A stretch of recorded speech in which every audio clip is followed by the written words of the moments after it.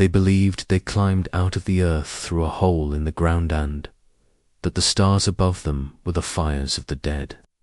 When Lewis and Clark arrived, the Mandan had complex governments, astronomical ceremonies, and houses built like turtle shells to honor the land. But within a few decades, most of them were gone not from war, but from a wave of invisible death.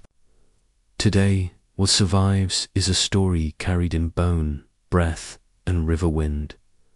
They say the Mandan people came from the darkness beneath the earth, not metaphorically, but truly, physically, in their earliest stories, long before any white man arrived. Long before smallpox or steamships or treaties soaked in ink, the Mandan remembered a place underground, lit by no sun, where their ancestors lived. There was no death, no hunger, no time, but something stirred above the surface, a drumbeat in the soil, a restlessness in the roots. One by one, the people of the earth cave began to climb upward through a great hole, into the world of light. That hole, they believed, was real, a sacred opening near the river, where spirit and body first met the sky. When they emerged, they didn't just walk into a landscape, they walked into purpose. Wind touched their skin for the first time. Fire, unfamiliar and dancing, became teacher and threat. And so, the world began, not with conquest, but with emergence. Not in war, but in wonder. This wasn't just a story told to children at night. It was geography, memory, identity. The earth wasn't some passive object, they were born from it. And if you were Mandan, you didn't ask whether the story was literal. You knew, in your blood, that it was true. The Mandan built their villages near the water, where the Missouri River carved through the plains like a serpent, too slow to chase. They settled near the river not only for survival, but because it was close to that original place, the hole in the earth. The Mandan didn't view the land as property, but as kin. The hills were ribs, the soil was skin, the trees were lungs, breathing wind from the ancestors. When outsiders arrived first, other tribes, later Europeans, they often saw the Mandan as peaceful farmers. But that description was like calling a star just a flicker. The Mandan were astronomers, ceremonialists, architects, storytellers. Their calendar was shaped by the stars, their government by clans, and their soul by the river's rhythm. Every year, ceremonies were held to remind the people of where they came from and why they were still here. One of the most sacred rituals involved a long, solemn dance. Men moved in slow circles. Drums echoed like heartbeat. Elders whispered to the spirits, thanking them for the first journey, the one through the sacred hole. Children watched in silence, absorbing the story not just with ears, but with skin. It wasn't enough to remember. You had to feel it. In the center of each Mandan village, there was a ceremonial lodge round, low and dark inside, like the world they emerged from. It was no accident.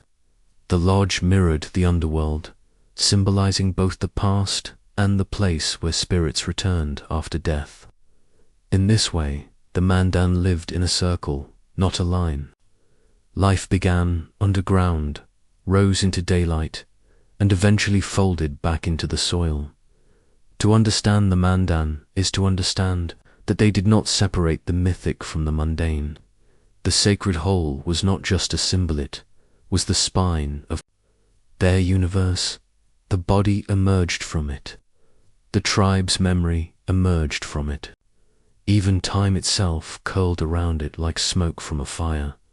Some modern historians struggle to find that hole. They try to pinpoint it on a map or match it to a real location. But the Mandan didn't need proof. The truth was felt every time they planted corn, shaped clay into bowls, or sat in circle to hear a song that had no beginning And yet, the world around them would not let their origin remain untouched. In time, the earth lodges would burn, the rivers would change course, the stories would be pushed to the edges of maps. But the belief in the whole, the sacred, opening remained, quiet, hidden, passed down in whispered prayers and coded dances today.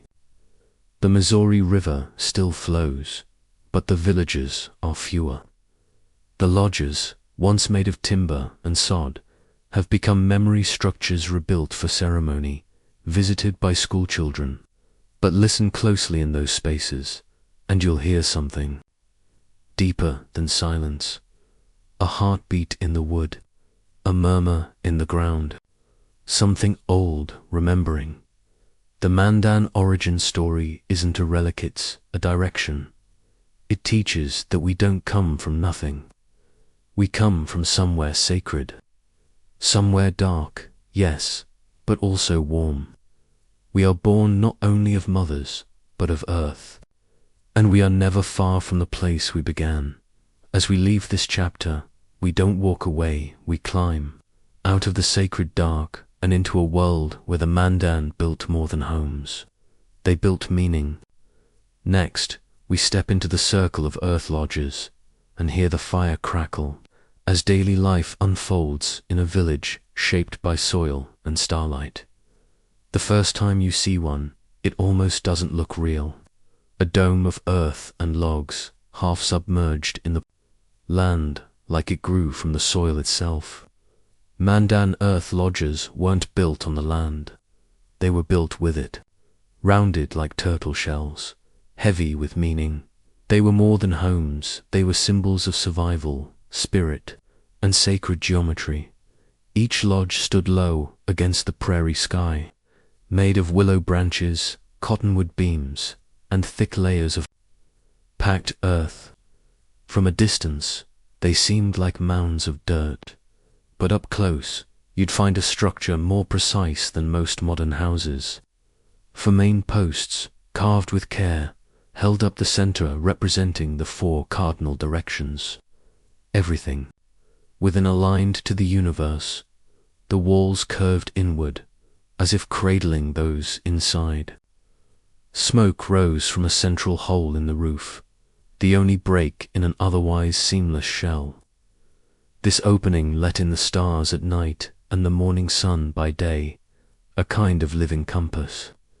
The fire below was both warmth and memory, tended like an old story still glowing dot inside. Families lived not in isolation, but in shared breath. Grandparents, parents, children all, beneath one roof, sleeping in alcoves carved into the inner wall. The floor dipped down at the center, like a shallow bowl, with the fire in the middle. This space wasn't just physical, it was emotional. Here they laughed, mourned, planned, sang. Every ember held a piece of yesterday, and, like the turtle that inspired it, the lodge was both shield and home. In the harsh winds of the North Dakota plains, when snow scraped across the earth like knives, the lodges stood warm and silent. Wind could not bend them. Fire could not leap through their clay-thick walls. And in the quietest winters, the children listened to the storm like it was a myth kept just outside the door. But these homes weren't just for shelter, they were sacred shapes. The roundness symbolized wholeness. The center fire was the heart, and every lodge was a tiny replica of the world. Sky above, soil below, family in the middle. The turtle shell wasn't just a metaphor, it was a map, and the people were never lost in it. What may seem simple now was once an act of brilliant adaptation. The Mandan used local materials, cut timber, river mud, and tall prairie grass, not because they had to, but because it made the most sense. Their homes could last over a decade with little maintenance, and if a lodge needed to be rebuilt, it was done together. Everyone knew how it wasn't just construction, it was community. Outside the lodges, storage pits were dug deep into the ground, lined with hide, and filled with corn, beans, and squash. Nearby, racks of drying meat swayed in the sun. The village was always alive. Dogs barked, women ground corn, children played by the river's edge. Smoke curled lazily into the sky, marking each home like a signature. Each village was circular in shape, with the lodges facing inward toward the ceremonial center. This was not random. It reflected how the Mandan saw life, collective, not individual. Protection didn't come from walls, but from unity. When threats came, whether from blizzard or enemy, the strength was already there in the people and the pattern they lived by.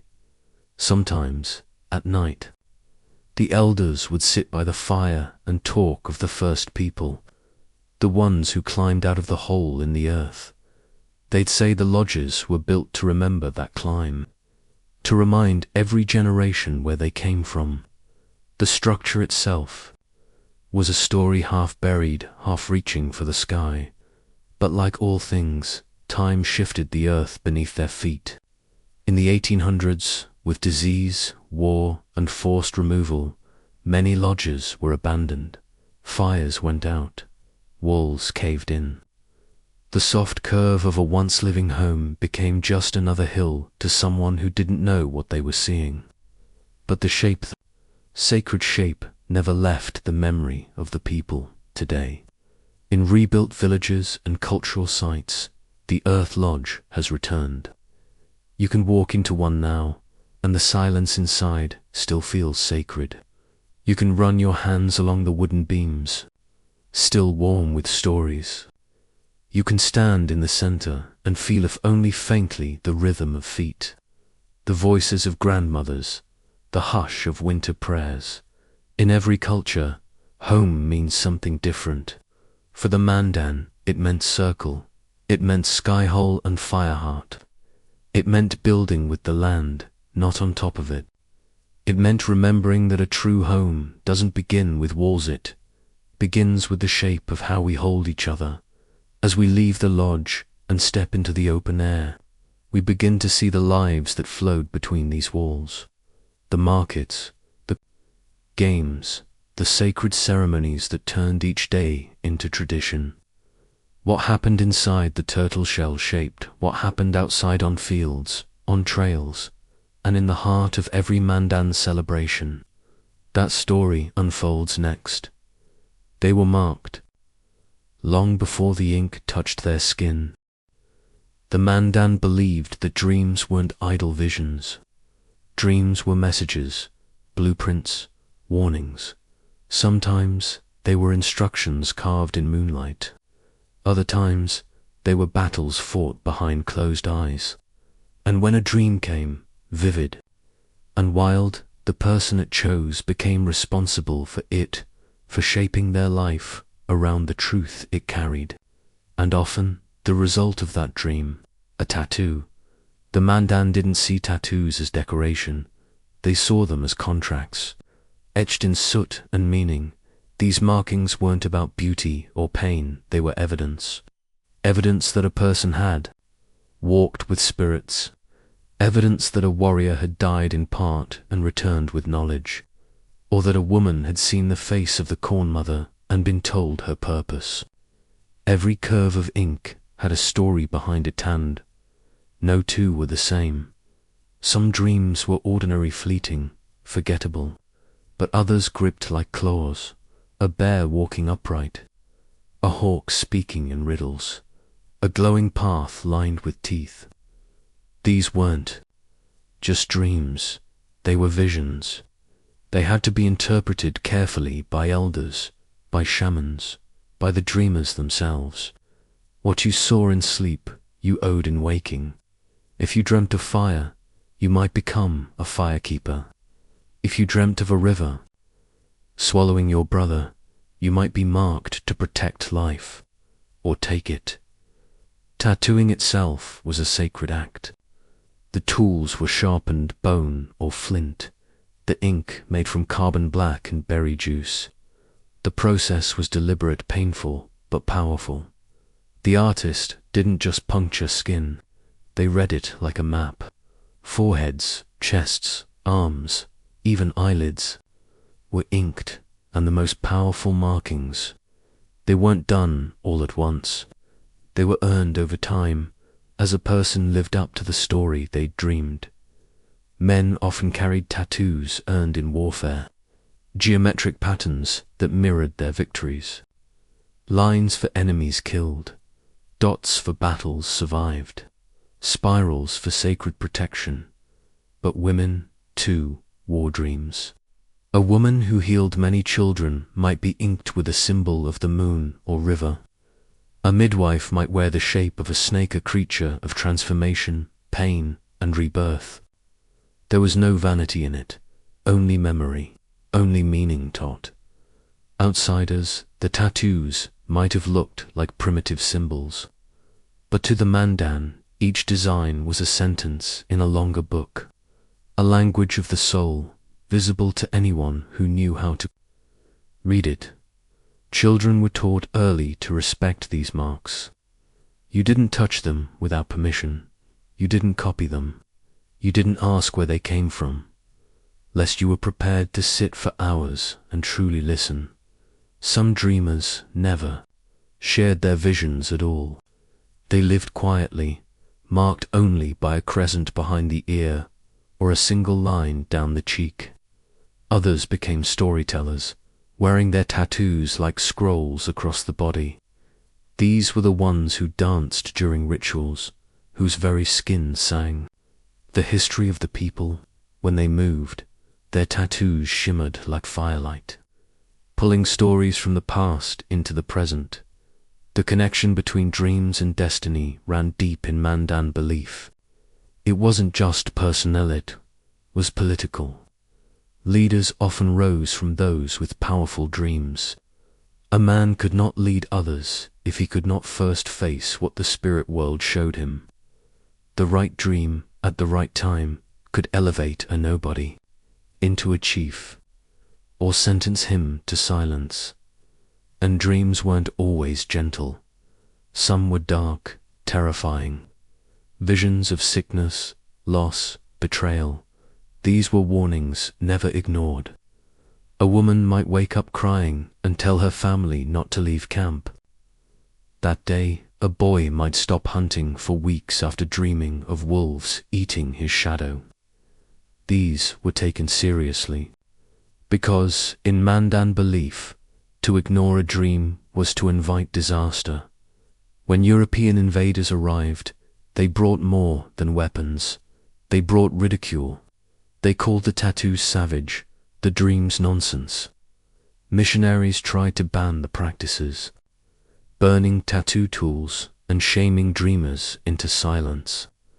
The old tattooists once revered were now called witches. Many took their knowledge to the grave rather than betray the spirits they'd once walked with. And yet some marks remained, passed down in secret, hidden beneath clothing, carved not in skin, but in memory. Even now, Mandan descendants sometimes speak of dreams they can't explain. A buffalo staring through fire, a turtle with a mouth full of stars. Some say these dreams are ancestors reaching out. Others say the ink never really fades. It just moves deeper into the blood. To understand the Mandan is to understand that they did not divide the real from the dream. They lived in both. They walked through waking life while carrying visions on their skin. And those dreams, wild, burning fragments of spirit, shaped the very core of their identity. A dream was not an escape. It was a doorway. And through that doorway, we now step into the heartbeat of Mandan spirituality, the sacred rites and rituals that tied sky to soil, man to spirit, and dream to destiny. The next chapter takes us into the medicine lodge, where visions came alive, and the invisible became real. The Mandan people believed the buffalo was not just an animal, it was a prayer in motion. With every hoofbeat across the plains, it whispered, a sacred story. A breath from the buffalo was not just air, it was spirit, it was blessing. And when the buffalo exhaled, the sky seemed to breathe with it. Before European maps cut up the land like wounds, the Mandan lived in powerful rhythm with the buffalo herds. These weren't mere hunts, they were ceremonies of survival. The animal fed the body, clothed the bones, and warmed the soul. Its hide became homes, its sinew strung bows, its bones shaped tools. But more than that, it was a gift from the above. One's a sacred creature sent with lessons. Children were taught to thank the buffalo before they could even speak. They learned to touch its hide with reverence, to never waste a piece of its body, and to carry its memory with dignity. In every Mandan home, there was something made of buffalo, and in every Mandan prayer, the buffalo's breath hovered, invisible but always present. When a buffalo hunt was successful, it wasn't celebrated with arrogance. It was followed by rituals, songs, smudging, a dance of gratitude. The men who led the hunt didn't boast. They knelt. They offered tobacco to the four directions. They touched their foreheads to the earth. They knew that power, if not respected, becomes curse. And then came the pipes. Among the Mandan, the sacred pipe was not just a tool, it was a bridge, a sky pipe, a way to speak with the unseen. The bowl, often carved from red pipestone, represented the earth. The stem, often crafted from a straight branch, symbolized the sky. When joined, the pipe was whole, just as humans were meant to be. When balanced between soil and spirit, the act of smoking was not casual, it was prayer made visible. When smoke curled into the air, it carried words to the ancestors. It whispered thanks, it asked for protection, it made promises, and in the curling of that smoke, many believed they could see answers, signs, or warnings. Some pipes were personal, others communal. Some only touched the lips of elders or warriors who had seen visions. Each sacred pipe was kept with wrapped in animal hides, stored with offerings. To drop a pipe was to risk sickness. To misuse it was to invite chaos. Some pipes had names, some had songs, and every single one had a spirit. The most revered pipes were the ones used during the Okipa ceremony, the central spiritual ritual of the Mandan people. This wasn't just a gathering, it was a reckoning, a 4-day test of sacrifice, vision, and communion with the great mystery. The buffalo and the pipe were both central to it, one feeding the body, the other feeding the soul. During the ceremony, young men fasted, danced, and endured great trials. They pierced their chests, hanging from ropes as their ancestors watched. The pain was part of the prayer, a way to leave behind the self and return as something more. Each drop of blood, each cry into the sky, was a vow to the people, a promise to protect, to remember, to serve. Buffalo skulls were carried during the dances. They were not symbols of death, but of life, of strength, of sacrifice. And in the heart of the Okipa lodge, when the pipes were lit and the smoke rose, the dancers believed they were touching the very breath of the universe. But the outside world did not understand this. With the arrival of settlers and missionaries came mockery and violence. The buffalo herds were slaughtered not for food, but for control. Skulls left to rot in piles, hides shipped east for fashion. What had once been sacred became a commodity, and without the buffalo, the ceremonies suffered. The sky pipes were banned, broken, buried. The dancers were called savage. The smoke of prayer was replaced with the smoke of gunpowder and factories, and yet the people remembered. Even in hiding, the elders taught. Quietly, secretly, the songs were whispered under blankets, the pipes passed down under threat of arrest. And though the buffalo nearly vanished, a few still walked the plains ghosts, with horns, reminders of a world that once breathed with meaning. Today, the buffalo are returning, not in the numbers of the old world, but enough to bring the stories back, enough to dance again. And with them, the pipes are coming back too blessed, honored, smoked beneath open skies. The Mandans say that when the buffalo exhale, the world heals a little more. In their breath, you can still hear the songs in the smoke. You can still find the prayers, and in the hearts of those who remember, the sky pipe still glows with warmth. But not all battles are fought with arrows and silence. Some are written in treaties and erased from history. As we step into the next chapter, we follow the Mandan into a new kind of war, one fought not on the plains, but in the quiet betrayal of promises made on poisoned paper. There are rituals, and then there are revelations dressed in pain and fire. The Okipa was not just a ceremony, it was a crucible.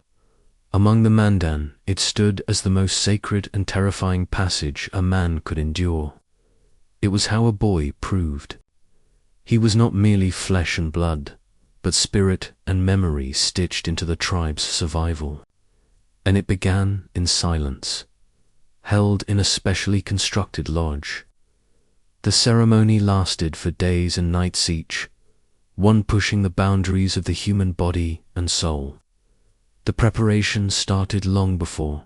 Young men fasted, they purified, they waited, not with excitement, but with a quiet fear, because the Okipa did not promise glory. It offered transformation. Inside the lodge, the air was heavy with the scent of sweetgrass and sweat. Songs whispered through the darkness. And when the time came, the boys stripped, bare-stepped into a space that was more spirit world than human.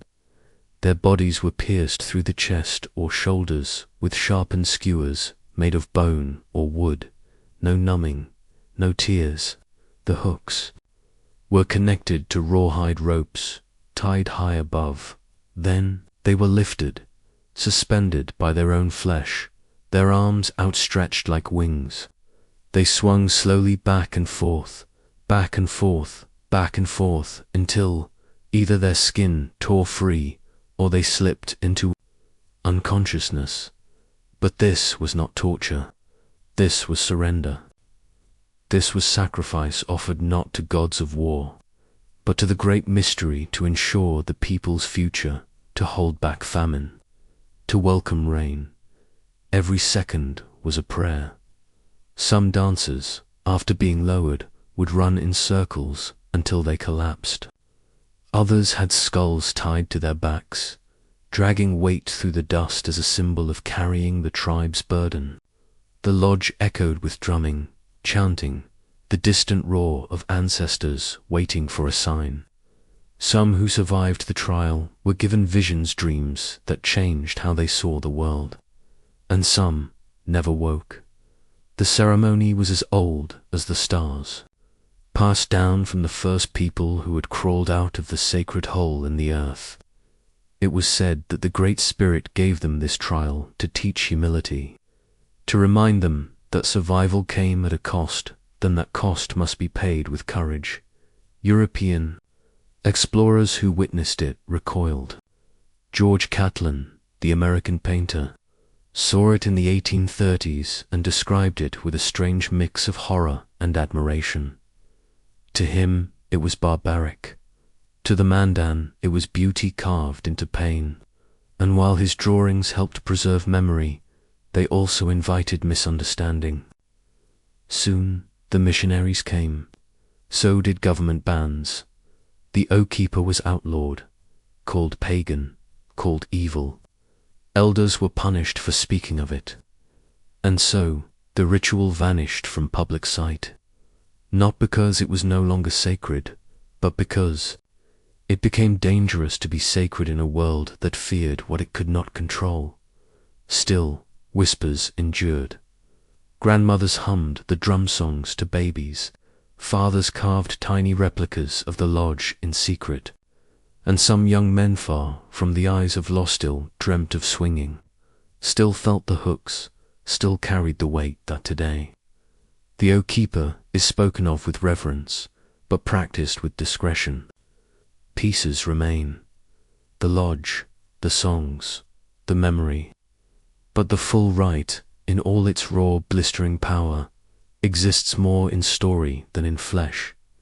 And yet, even that is enough. Because in every mandan who remembers, the rope still swings, and the lesson still echoes. To be a protector, you must first be willing to be broken. As we leave the shadows of the sacred lodge, we step into another realm, one where survival isn't proven with hooks or bone, but with breath stolen by invisible sickness. The next chapter is not a ritual, it is a reckoning. It is the sound of a cough in the dark and the silence of a village emptied by disease. Before maps carved the land into borders, before steel trains screamed across the plains, there was the Missouri, a river not just of water, but of memory. To the Mandan, the Missouri was not merely a place, it was a pulse. It fed the people, it carved their legends, and it reflected the very stars they danced beneath. Their villagers clung to the bends of this great river like clay beads on a sacred thread. High earthen lodges watched over the water's rhythm, and below, the soil was a miracle. Rich, black, breathing. They planted corn, their three kinds. Squash curled around the stalks. Beans climbed like children chasing the sun. They called it the Three Sisters.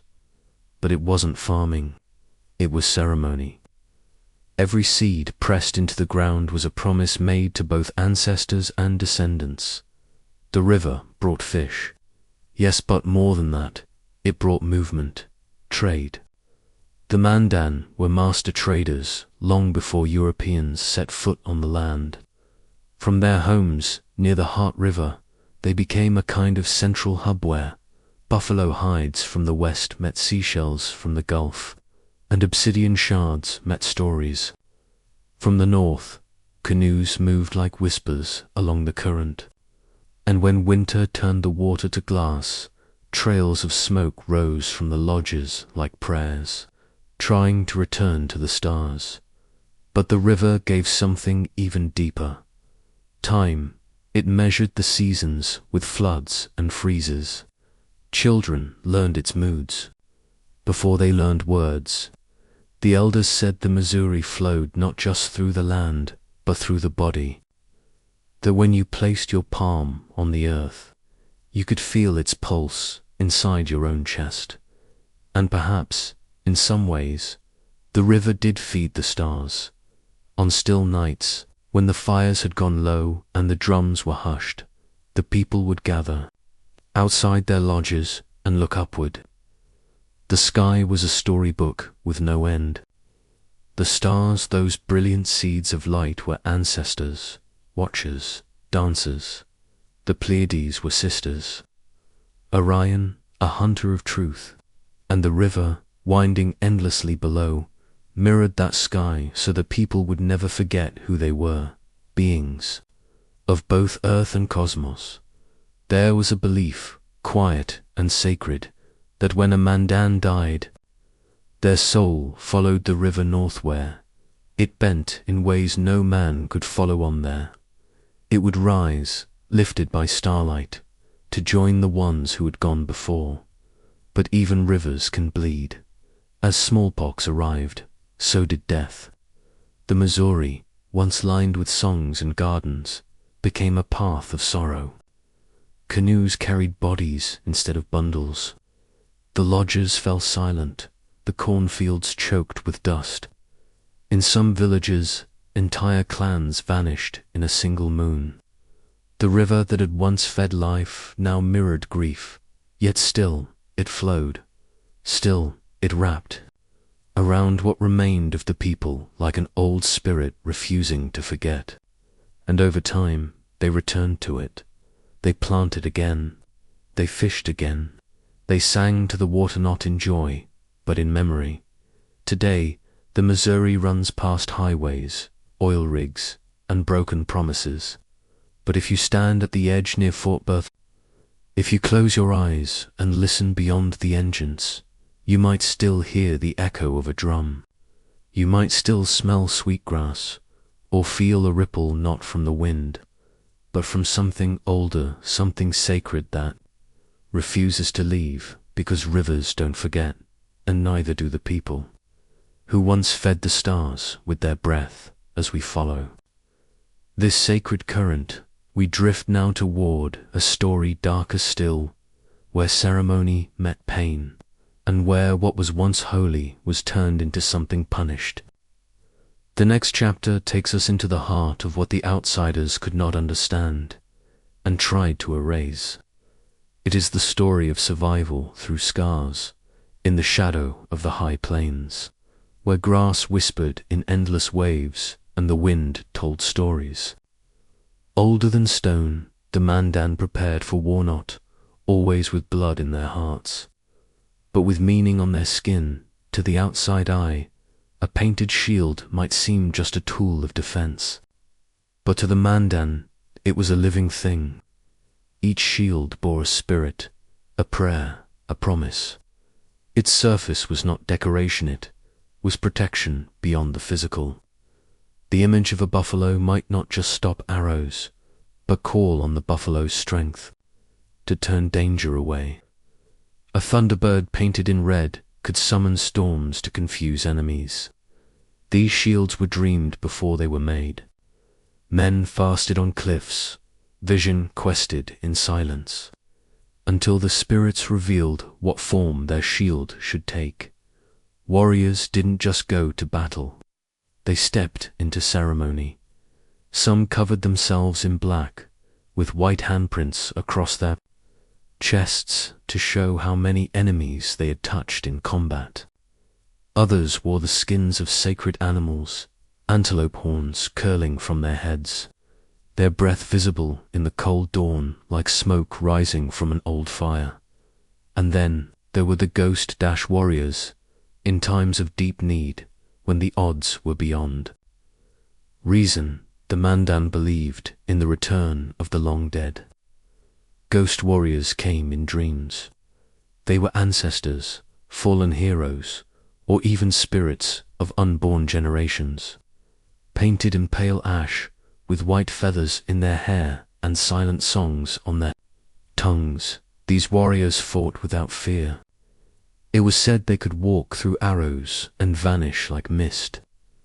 In battle, Mandan warriors often carried these spirits with them, not just in belief, but in action. They fought as if death had already been tasted and spat back out. Their bravery was a madness. It was rooted in a cosmic code, that life and death were not opposites, but dancers, and that the warrior's job wasn't to destroy, but to maintain balance between worlds. Not all wars were against enemies in the flesh. Some were fought against hunger, against storms, against creeping sickness.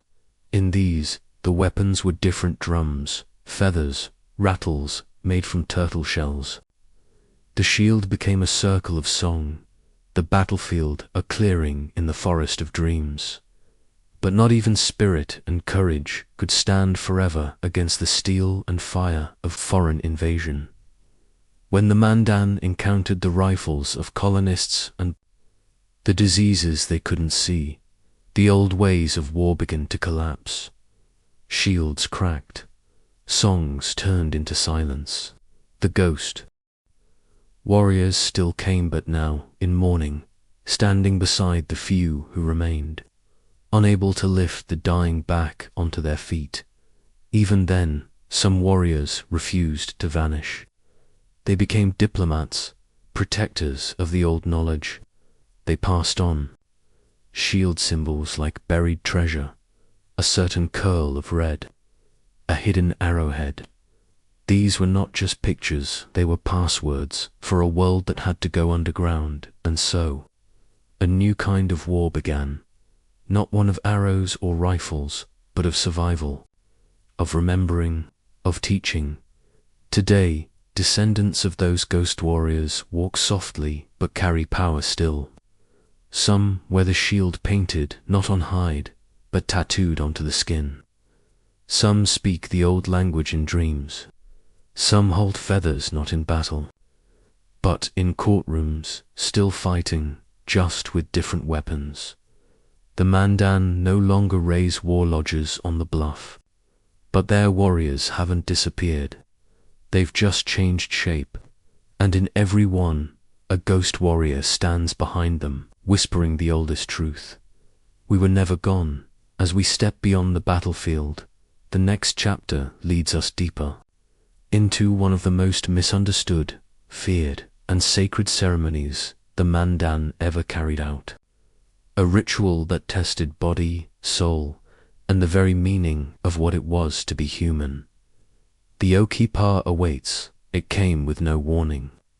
No horse hooves, no shouting warriors, no distant drums. Just a whisper in the lungs, a fever in the night hand. Then, it spread like a wind nobody could see. In 1837, smallpox came to the Mandan like smoke curling under the door of a sleeping lodge. By the time they woke, it was too late. They say the steamboat St. Peter's docked on the Missouri River, a floating beast with infected breath. The crew had tried to quarantine, tried to warn, but greed for trade, for pelts and profit, spoke louder than caution. Blankets carried more than warmth. Handshakes carried more than peace. The disease slipped silently into the village, and then the dying began. Fathers with cracked lips, eyes wide in confusion. Children who coughed blood onto their mothers' dresses. Elders who had seen war, famine, and bitter winters, but nothing like this. The pustules covered skin like angry stars. The body swelled, cracked, burned from within. People screamed, hallucinated, prayed. The healers tried everything: sweat lodges, smudge smoke, chants. But the spirits had no answer. The ancestors did not come. Not even the ghost warriors could shield them from this. Whole families vanished within days. Entire lodges emptied. Birds picked at silent corpses. The river, once lined with laughter and fish songs, ran cold with mourning. By autumn, over 90% of the Mandan were gone. From thousands, they dropped to less than 200. Imagine walking through your village, once so full of life. Your cousins gone, your sister gone, your fire unlit, your language echoing only in your own mouth. There were no proper burials, no time. The ground was too hard, the loss too heavy. Survivors simply burned the lodges with the dead still inside, unable to carry another grief. It wasn't just bodies that were lost. It was stories, songs, entire bloodlines. Names that had held power for generations were suddenly never spoken again. The keepers of sacred medicine bundles died before passing them on. The memory of certain star charts, harvest songs, and winter count. Calendars gone in one cruel breath. And yet, the Mandan did not vanish. The ones who remained were scarred, but not broken. They leaned on one another, combining their fractured clans, merging with neighbors, Hidatsa, Arikara. A new people formed, one made from grief, grit, and a will that refused to surrender. It was not the same Mandan as before, but it was still Mandan, a different drumbeat perhaps, but with the same echo. Historians call it a demographic collapse. But for the Mandan, it was a funeral without end. A wound still felt in every ceremony, every silence after a story that can't be told because the teller never made it through. To this day, descendants carry the memory like a scar beneath their ribs. They speak of the time before the smoke, before blankets killed and boats betrayed. It's not just history, it's a living ache. And yet, in that ache, there's pride too. Because even after smallpox tried to erase them, they endured. Some say the disease came from the east. Others say it came from the greed of men who valued beaver pelts more than human breath. But to the Mandan, it came like a test from the spirit world.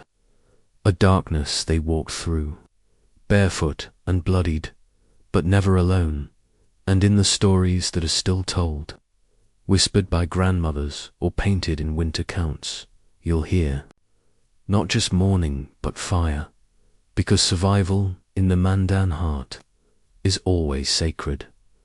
As we leave behind the ashes of the smallpox years, the river flows on, and it carries us next to the ones who return to build against who raise new homes, to plant memory in new soil.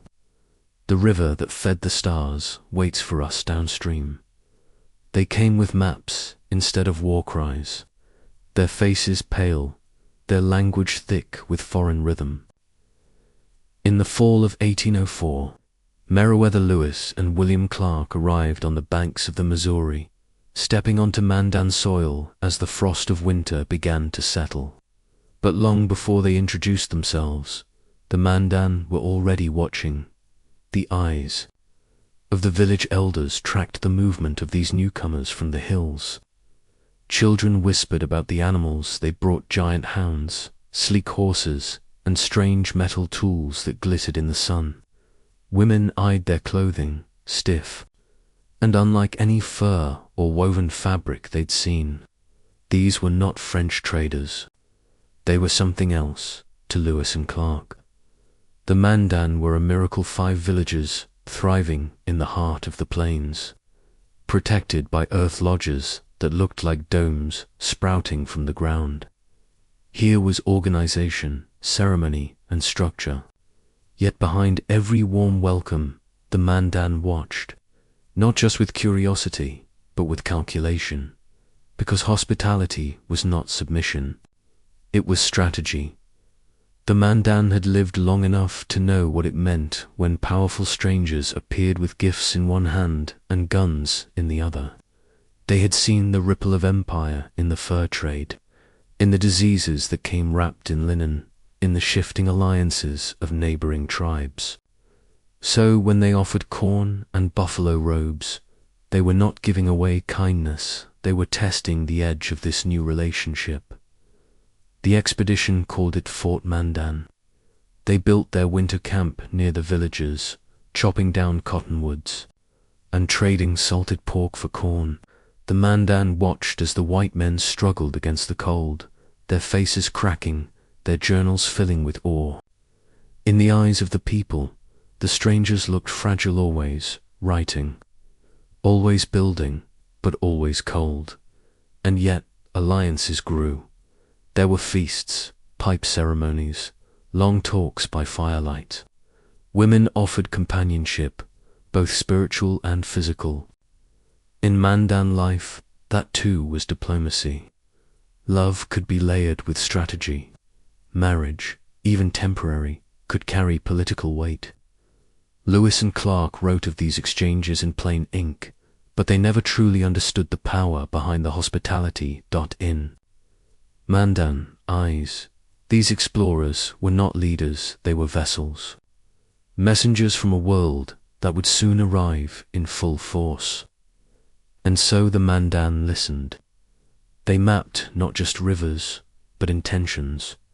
One of the most trusted Mandan leaders, Shayhawk Showed White Coyote, was eventually convinced to journey east. With the explorers, his face was shown to American leaders. He was paraded as proof that the natives could be civilized.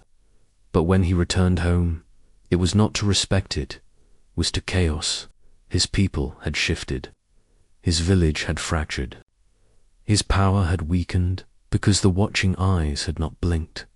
The Mandan never forgot what it meant to lose control of your story. Even in moments of shared peace, they knew what it meant to be studied, categorized, drawn in pencil and labeled, like a bird in a book. They watched the explorers map their homes, note their habits, measure their skulls with calipers, and they wondered who would draw the map of their soul. The Mandan were generous. They helped save the expedition from starving. They guided them with knowledge earned from generations. But they were never blind. Even as they shared their fire, they whispered among themselves about what would follow when the explorers returned east with their sketches, their glowing words, and their dreams of dominion. To the Mandan, the expedition was not an end but a sign that their world was changing, that the wind carried not just snow, but flags and boundaries and invisible lines that would soon be drawn across their land. They saw it coming like thunderclouds far off in the distance, and they prepared, because watching was not weakness, it was defense. It was survival. By the time Lewis and Clark left in the spring of 1805, the Mandan had already adjusted their posture. The visitors may have been gone, but the future they carried was not, now. More than 2 centuries later, descendants of those same watchers still tell the story, not just of 2 white men in fur coats, but of the quiet, sharp-eyed strength it took to face them, host them, and read the truth behind their smiles. The ghosts did not haunt the forests. They did not drift across the river under moonlight. They lived inside paper, inside ledgers, contracts, and promises made with stiff hands and forked tongues. If you looked close enough, you could see their names crossed out, miswritten, anglicized into shapes their mothers would not recognize. This was not a haunting of shadows. It was a haunting of ink. The Mandan were once counted among the most politically complex nations on the plains. Councils were not ruled by one man, but by dialogue, by layers of respect shaped by kinship and age and deed. But to the American government, this was messy. They wanted one chief, one signature, one deal. And so they made one. In 1851, the Fort Laramie Treaty promised the Mandan and their allies Hidatsa and Arikarum more than 12 million acres. The land was theirs, they were told, in exchange for peace. But the ink had already begun to bleed. By 1886, that land had shrunk like drying skin. Another treaty, another signature. The reservation carved into pieces. They called it cession, a polite word for surrender. What followed was paperwork warfare. Generations of Mandan were listed as numbers, not names. The Dawes Act came like a knife, slicing communal lands into individual plots.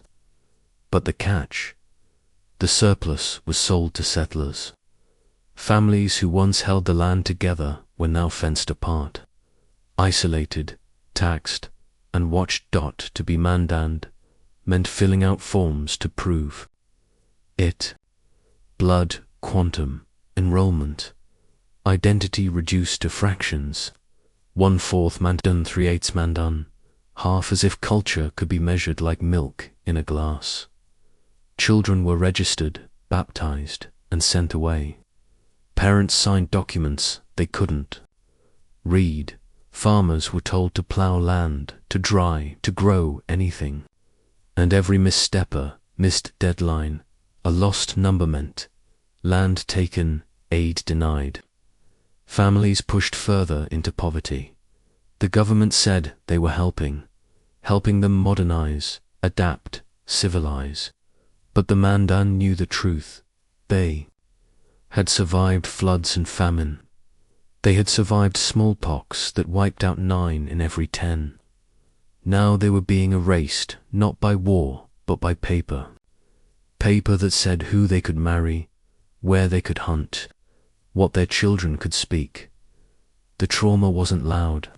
It was quiet, buried in filing cabinets, land surveys that cut into burial grounds, school records that renamed sons, census rolls where widows signed X's for names they never forgot. But the Mandan didn't stop fighting in the 20th century. Tribal leaders began studying the language of the conqueror. They learned the policies, the loopholes, the hidden knives, tucked into bureaucratic smiles. They began challenging land grabs, reclaiming cultural sites, demanding the right to educate their own youth. They turned the very papers used against them into weapons of truth. Today, the Mandan, Hidatsa, and Arikara Nation operates a sovereign government, the three affiliated tribes over the Fort Berthold Reservation. They negotiate with oil companies, run schools, manage healthcare, and fight to control their own story. But still, there are names missing. Entire family trees thinned out by a government that recorded the dead better than it protected the living. Oral histories that vanished because they were never written. Children who never came back from boarding schools. Elders who died waiting for promises, kept in dusty drawers. These are the ghosts in the government papers, but not all ghosts fade. Some rise with fists and fire, some whisper stories back into the ears of grandchildren. Some dance again in ceremonies once banned. The Mandan understand that true survival means more than just living. It means remembering, naming, resisting as we move forward. The story turns again. The river that once fed the Mandan will soon be dammed. A flood not of rain, but of steel. And strategy, a flood that will swallow entire villages under the surface of a man-made lake. Long before the missionaries spoke of saints or the government drafted laws, the Mandan bowed their heads to a different mother. Not a goddess in the clouds, not a carved idol, but a stalk rising from the soil corn. To the Mandan, corn was not just food. She was breath. She was memory. She was the grandmother who had fed them for over 1,000 years.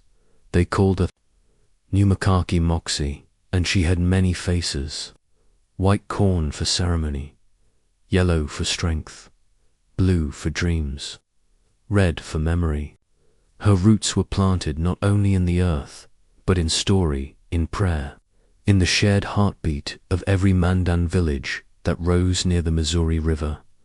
The women were her keepers. Fields were not just planted, they were woven, sculpted, honored.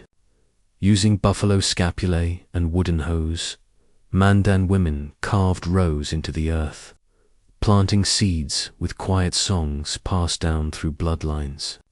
Every hill of corn was a prayer, every harvest a reunion. Corn husks wrapped around baby dolls, braided into belts, twisted into masks for winter ceremonies. The children played among the tall stalks as if they were wandering a sacred maze. There, laughter blending with the breeze. Even when the snow came, the dried ears hung from rafters, whispering survival into every winter meal. Corn taught the Mandan patience.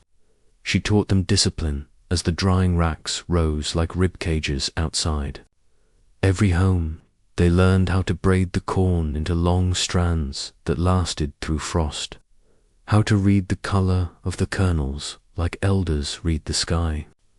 She taught them balance between land and hunger, between giving and taking. But in the 1800s, the voice of Grandmother Corn began to dim. Disease came first, wiping out entire villages. Then the fur traders arrived, bringing metal tools and foreign seeds. Then treaties. Then fences. Then the boarding schools that tried to scrub clean the hands, that once fed from the soil, and yet corn remained in secret gardens tucked behind missionary walls, in pockets where women smuggled dried seeds to plant in new places, in songs hummed, under breath, where white ears and red kernels became metaphors for lost sisters and buried names. In the 20th century, the soil changed again, this time not by treaty but by water. The garrison dams swallowed Mandan farmland, turning ancestral fields into a lake with no harvest. Families were displaced from bottomland that had grown corn since before maps had borders. The silence of those flooded gardens was deafening. Still, the corn came back. Elders saved seeds from memory. Women began teaching the braids again. Language classes brought back the names of each variety, each cooking method, each ritual. Corn beads returned to regalia, corn mush to winter bowls. Grandmother never left. She had only gone quiet, waiting for her grandchildren to call her back. Today, on the Fort Berthold Reservation, that call echoes stronger. In community gardens, in school programs where children learn not just to plant but to listen, to understand that food is not just nourishment. It is history, it is ceremony, it is identity. To plant corn, the Mandans say, is to remember where your people come from. It is to honor the women who bent over the soil with swollen backs and fierce hands, who fed nations during famine and danced while their families wept. It is to carry forward not just tradition but survival. Grandmother corn is not gone. She grows again, her roots curling beneath homes and highways, reaching for the stories buried beneath development. And when she sways in the wind, she is not just moving, she is speaking. She says, "You survived." She says, "Feed the children." She says, "I'm still here." And so the Mandan rise one harvest, one seed, one ceremony at a time toward something sacred. The wind shifts. The song of planting is not finished. There are languages that live not in books, but in breath. Stories that exist only in the pauses between drum beats. Names passed down like fire quietly, stubbornly, from elder to child, even when the world tries to blow them out. The Mandan people, though scattered, flooded, and thinned by centuries of loss, still speak. And when they do, it is not just in words, it's in the stars. At night, on the Fort Berthold Reservation, the land stretches wide and patient beneath the sky. And when a child lifts their face to that sky, it isn't just the constellations they sit, a living map, a memory, a reminder. Long before compasses or roads, the Mandan told time and truth by the stars. The Nako, the ones who still remember, speak of them at Ki, the sacred lodges that once mirrored the cosmos. The earth lodges, circular and warm, were never just homes. They were reflections of the universe itself, with a central fire mirroring the sun, the smoke hole above aligned with the sky, the four main poles echoing the cardinal directions. Living in them was like living inside a story the stars told each night. The old ones say each child was born with a star spirit watching, not just as a guide, but as a mirror of who they might become. Dreams were not random, they were messages. Animals that appeared in sleep were messengers. If an elk ran through your dream, it meant something. If you heard singing in the distance, that was the spirit world reaching out. Nothing was meaningless. Everything shimmered with purpose. Even now, when the reservation lights dim and the sky opens up like a grandmother's robe, the people remember. They teach the little ones where the star nest sits, how Orion's belt once told of warriors, how Venus watched over lovers and dreamers. They point to the northern star and say, "That's how we always found our way home." The Mandan language, once declared dead by scholars, whispers again in the halls of schools and the walls of homes. It hides in lullabies and ceremony. It stirs when elders speak at council, and it rises most clearly when someone prays not. In English, but in the tongue that once woke up the wind. Language isn't just speech, it's a way of seeing. In Mandan, the word for earth holds echoes of warmth, of shelter, of family. The word for river includes the idea of movement and memory, and the word for star contains the heartbeat of origin. These aren't just definitions, they're bridges back to a time before silence. Revival hasn't been easy. Many words were lost in boarding schools, drowned in shame, stolen by teachers who forced children to scrub their tongues with soap and lie about their dreams. Some words may never return, but rhythm remains. The way elders laugh, the way hands move during stories, the way grief sounds in ceremony. That is language too. And what survived is enough to rebuild. In classrooms and community halls, children now repeat the names of animals in Mandan. They learn how to count like their ancestors once did. They hear stories of the flood, the stars, the tobacco ceremony. They speak words their great-grandparents were punished for saying. That alone is rebellion. That alone is resurrection. And beyond the spoken word, something else speaks. The river still sings in the early morning fog. The buffalo still visit. In dreams, the corn, when it rises, carries more than food. It carries the syllables of grandmothers long gone. And the stars, they haven't stopped talking. They never do. The Mandan don't need a monument to remember. Their history isn't carved in marble, it's carried in the body, in hands that plant, in feet that dance, in eyes that search the night sky for familiar shapes, in mouths that dare to speak what was once forbidden. So when a Mandan elder turns their head to the stars and begins to speak, they're not just remembering, they're connecting. Past to future, grief to hope, earth to sky, because no matter what the world tried to silence, the truth remains. We still speak. We speak when we plant. We speak when we sing. We speak when we name the stars that watched us come into this world. And in that speaking we live. The story doesn't end here. It circles back like the path of the stars, reminding us every breath in Mandan is a breath the world couldn't steal. And every star above is a witness.